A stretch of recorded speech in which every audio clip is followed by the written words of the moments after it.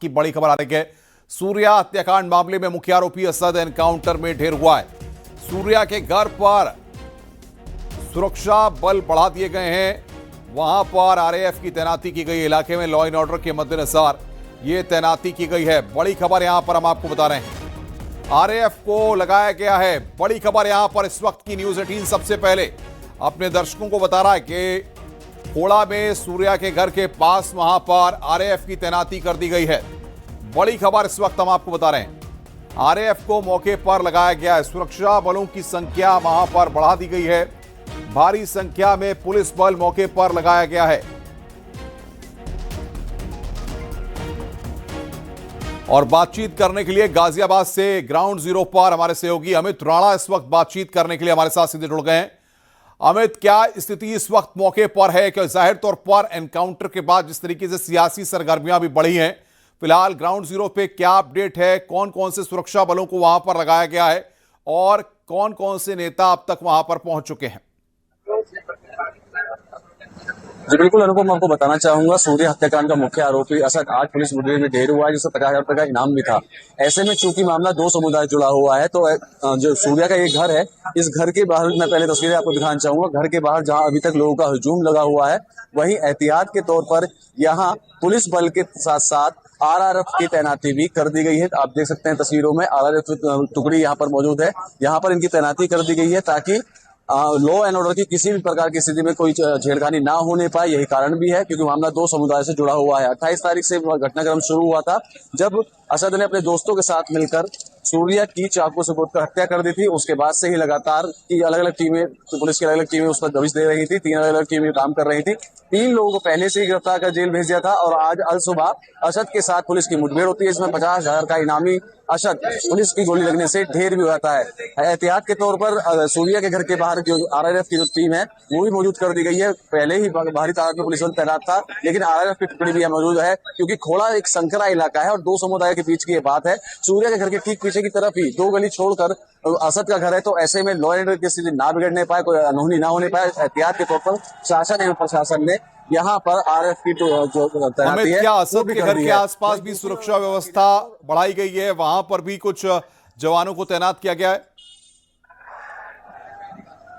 नहीं, तमाम जो मैंने आपको बताया, पूर्व में बताया, थोड़ा इलाका पड़ता है, तो मेन मार्केट है संडे मार्केट, और इस मार्केट के पास ही सूर्य का घर है, तो उसके घर के बाहर ही तैनाती की गई है। वहीं दूसरी ओर अगर बात की जाए सूर्य के घर के माहौल की, तो सुबह से ही यहाँ जो लोग है उनका आना जाना लगा हुआ है। कैबिनेट मंत्री सुनील शर्मा, जो कि मौजूदा विधायक भी हैं साहिवाल विधानसभा से, जिनका क्षेत्र में ही आता है, वो यहाँ चुके हैं। पूर्व जो चेयरमैन है यहाँ खोड़ा की रीना भाटी, वो यहाँ चुकी हैं, और कई हिंदू दल के बड़े बड़े जो नेता हैं वो यहाँ आ चुके हैं अब तक। परिवार को आर्थिक मदद की बात कही जा रही थी, ऐसे में सुबह एसडीएम वहां पर पहुंचे थे। क्या अभी तक किसी तरह की आर्थिक मदद परिवार को दी गई है? परिवार वालों से वहां पर कुछ बात हुई है? तस्वीरें भी आप दिखाइए जरा, परिवार के लोगों की वहां पर किस तरीके से लोगों का जमावड़ा लगा है, वो तस्वीरें भी दिखाते रहिए। जी बिल्कुल, मैं दिखाता हूँ आपको। ये जो घर है सूर्य का, सूर्य घर के बाहर का जो माहौल है, यहाँ हिंदू संगठन के लोग भी आए हुए हैं, जो उनके जानकार हैं वो भी आए हुए हैं। लगातार यहाँ नारेबाजी लेकिन चल रही है, जो कि टीवी के जरिए दिखाना सही नहीं होगा, क्योंकि कल भी जिस तरीके से आपने वो बताया था।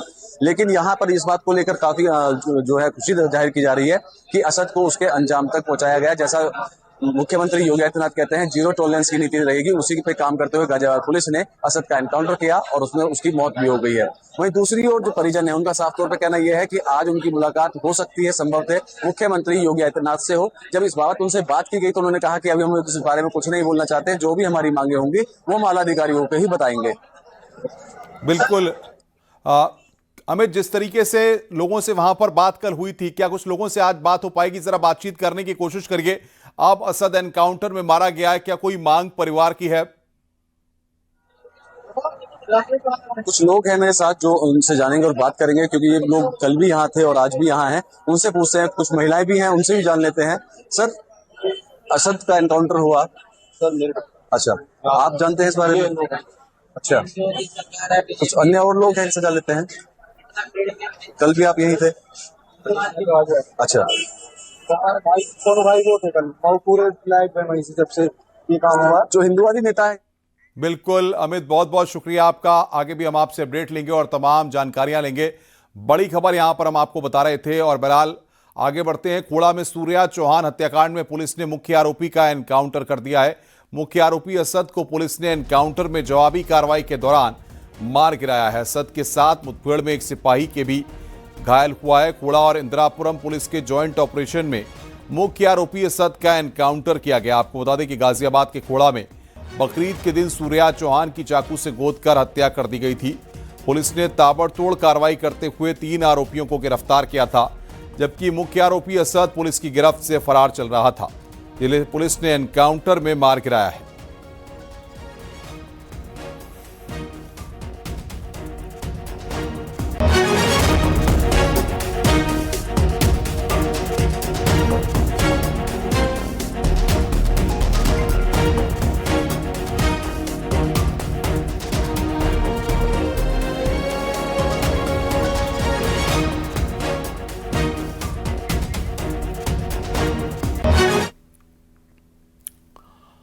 सूर्या चौहान की मां ने आरोपी असद के एनकाउंटर पर शासन प्रशासन का धन्यवाद जताया।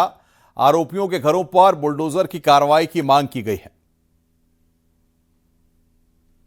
जी, जो मुख्य आरोपी था असद, जिसने चाकू चलाया था आपके बेटे पर, वो ढेर कर चुके हैं पुलिस की कार्रवाई में। क्या कहना चाहते हैं पुलिस की कार्रवाई को लेकर? सबसे पहले हम आपकी प्रतिक्रिया जानना चाहते हैं। पुलिस भाई साहब ने हमारे साथ जो किया अच्छा है। उन्होंने हमारे लड़के के जिसने चाकू मारकर हमला किया था उसे ढेर कर दिया। अच्छी बात है, पर मेरे संतुष्टि जब मिले जब मैं उसकी तस्वीर देख लूं, जब मेरे आगे में तस्वीर नहीं आई। आपकी जो मांगे थी, आपने बुलडोजर कार्रवाई की भी बात की थी। पहली मांग तो देखिए पुलिस ने पूरी कर दी है। जो असद था उसे ढेर कर दिया गया है पुलिस की तरफ से। अब आपका क्या कहना है कानून प्रशासन को लेकर? क्या कहना है आपका?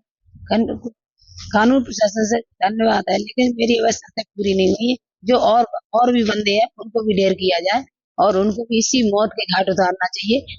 और सारे बंदों जितने लड़के थे उनके सबके मकानों पर बुलडोजर चलना चाहिए। क्या कहना चाहेंगे? मुख्यमंत्री योगी आदित्यनाथ से मिलने के लिए भी बात कही जा रही है कि आप लखनऊ भी जाएंगे। कब आप जाएंगे लखनऊ की ओर और मुख्यमंत्री से आप भेंट करेंगे?